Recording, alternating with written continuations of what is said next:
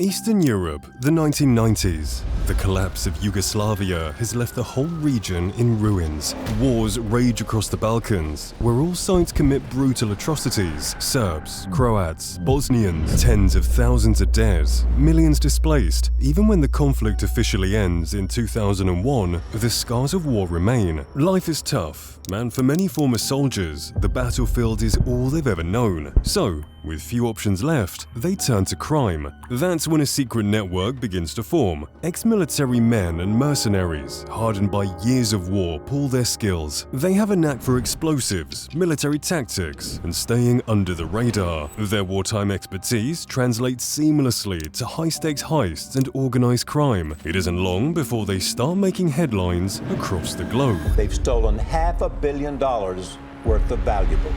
This is the story of how a band of ex-soldiers from a war-torn region rose to become the most infamous criminals in history. Their targets are daring, fortified jewelry stores, high-value shipments, impossible vaults, yet they pull off these jobs with such precision and boldness that they quickly earn the world's attention and an uncanny name: the Pink Panther Gang. Chapter 1: The Wig, the Ring, and the Revolver. London, 2003. A man walks into the prestigious Graf jewelry store on New Bond Street. He seems like any other high-end customer, dressed in a sharp suit and holding an umbrella. He's also wearing a wig, but the staff don't think too much of it. After all, it's not unusual for celebrities to wear disguises when they're out shopping. He politely asks to see a 12-carat diamond ring. That's a piece worth $300,000. He takes that in his hands, but after inspecting it, he decides it's too big and asks to see a smaller one. At that moment, another customer walks into the store, and what happens next catches everyone off guard.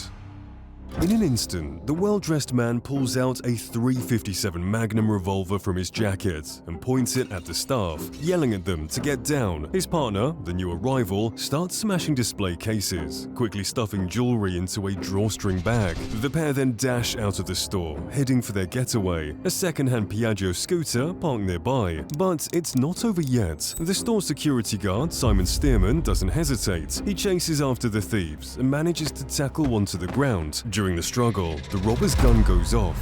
The bullet ricochets off a wall, hitting a nearby pedestrian on the nose. The thief on the ground is caught, and as the security guard pins him down, he takes a moment to comment on just how ridiculous the man's wig looks. Meanwhile, the second robber manages to escape with the loot. The total value of the stolen goods is a huge £23 million. The magnitude of the crime sets off a massive investigation by London's Metropolitan Police, and soon, even Interpol gets involved. It turns out this isn't just a one-off robbery, it's part of a series of high-profile thefts sweeping across Europe. Chapter 2: The Rise of the Pink Panthers. Over the last decade, the police, relying on tips from informants, managed to track down an address linked to one of the masterminds behind the robberies. The man in question is Milan Jdavicic. When they search his apartment, they discover a blue diamond worth £500,000 hidden in a jar of face cream. This bizarre hiding spot gives the gang its infamous name, the Pink Panthers, as it mirrors a scene from the 1975 movie The Return of the Pink Panther. Jdavicic pleads guilty to his involvement in the Graf store robbery, but over £20 million worth of stolen jewelry is still missing, including the main thief who made off with the loot. As investigation expands, police connect the London heist to a series of similarly brazen robberies across Europe. Thanks to the arrest of Nebojša Denić, the man caught by the security guards, Interpol can link the gang to at least 20 other robberies dating back to the late 1990s. But the Pink Panthers aren't easily stopped. The gang is highly organized, fiercely loyal, and always ahead of the authorities. High-profile heists and arrests continue after the London robbery, and their operation soon extends beyond Europe. If you're enjoying this video, don't forget to hit that subscribe button.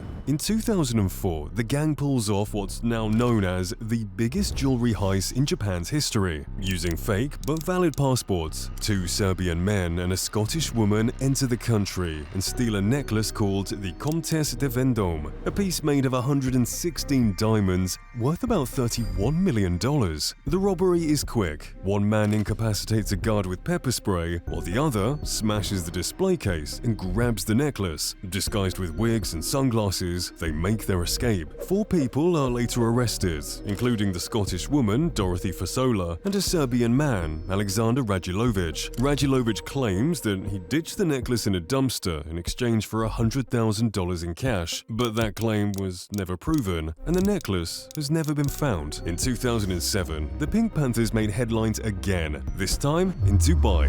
They crashed 2 Audi sedans through the walls of the Wafi shopping center to break into a jewelry store. The whole operation takes less than a minute, and they leave with $3.4 million worth of jewelry. But the wild heist is caught on CCTV, and the footage soon goes viral on YouTube. More recently, in 2018, the gang pulls off a more sophisticated job in Venice, Italy. In this case, they managed to disable the alarm system and crack open a reinforced display case that held €2 million worth of jewelry belonging to Qatar's royal family. The thieves slip away unnoticed into the middle of a crowded exhibition at the Doge's palace. Although the police eventually arrest 4 Croatian men and a Serbian man in Zagreb in connection with the theft, the gang's ability to vanish into thin air leaves many puzzled. Even after decades of daring robberies, no one really knows the full details about Pink Panthers. Best estimates suggest that the Pink Panthers have anywhere from 40 to 800 members, including gang affiliates. Their nationalities range from Serbian to Bosnian, Croatian, Macedonian, and Montenegrin. Ron Noble, the former Secretary General of Interpol, noted that the Pink Panthers work differently from most other crime groups. There's no clear command structure, which means members often don't know where they stand in the gang's hierarchy. A newcomer could easily find themselves working alongside the group's leader without even realizing it. Chapter 3: The Deep Hidden Circle of the Pink Panthers.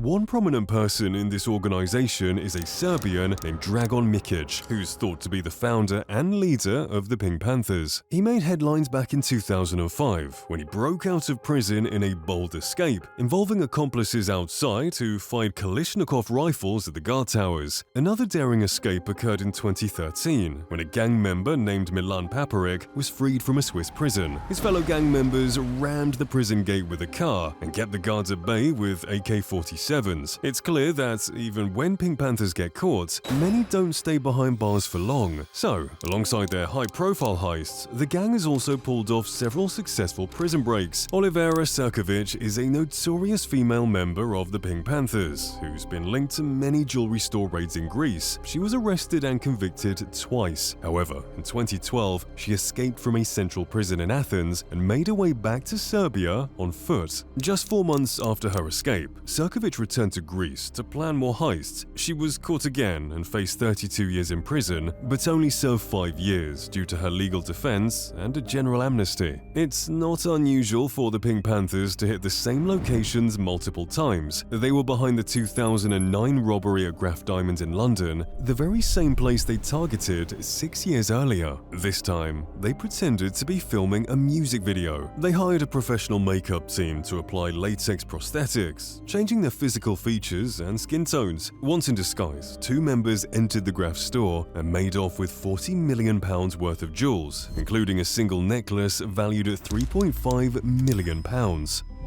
Chapter 4: The Pursuits of the Pink Panthers That Never Ended.